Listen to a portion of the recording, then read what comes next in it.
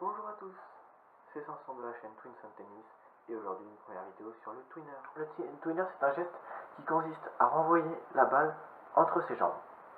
Donc c'est un geste pas facile à réaliser, plutôt spectaculaire il faut le dire, et quand même très pratique si il est bien utilisé.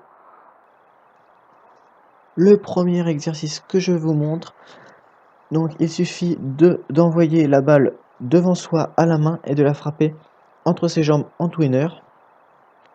Vous allez voir au début c'est pas vraiment instinctif, vous allez avoir peur de vous taper dessus avec la raquette, dans les tibias, ou d'abîmer votre raquette. Donc vous allez avoir un petit peu de réserve, mais au bout de plusieurs essais, vous allez réussir vraiment à toucher la balle, même si au début, ne vous inquiétez pas, vous allez tirer beaucoup trop bas, parce qu'après tout est une question de timing.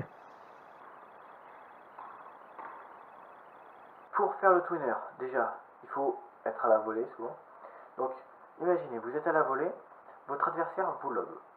Vous courez et là, vous vous rendez compte, vous n'avez pas le temps de vous retourner pour frapper la balle. Donc, ce que vous faites, c'est que vous courez toujours en regardant la balle et là, vous frappez la balle entre vos jambes et c'est un coup qui va énormément surprendre votre adversaire. Le deuxième exercice est une évolution du premier. Au lieu de lancer la balle à la main, on l'envoie fort face au mur pour se faire lober. Ici, le placement va être très important. C'est ce qui va permettre de bien frapper la balle. Votre twinner va aussi dépendre du moment de frappe de la balle. C'est-à-dire qu'il va falloir un très bon timing. Donc le timing, en fait, c'est ce qui va vous permettre de bien frapper la balle. Il faut vraiment attendre le dernier moment avant de frapper. Au moment où on se dit, mince, elle va être trop basse, ou notre raquette va racler par terre, c'est à ce moment qu'il faut taper. Il faut vraiment attendre le dernier moment.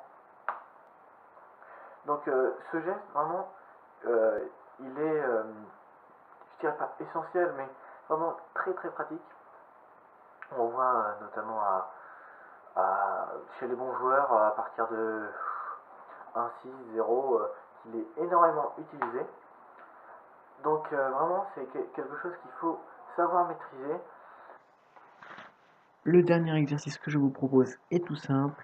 Vous jouez normalement face à votre mur, puis vous faites un amorti, ce qui va entraîner vos touchés de balle. Puis derrière, vous vous lobez et vous faites votre twinner, vous essayez de jouer le point derrière. Mais cet enchaînement n'est vraiment pas facile. Vous allez mettre un peu plus de temps pour y arriver. Ici, on voit bien que je fixe d'abord la balle, puis j'attends le dernier moment pour la frapper afin d'avoir la meilleure trajectoire possible.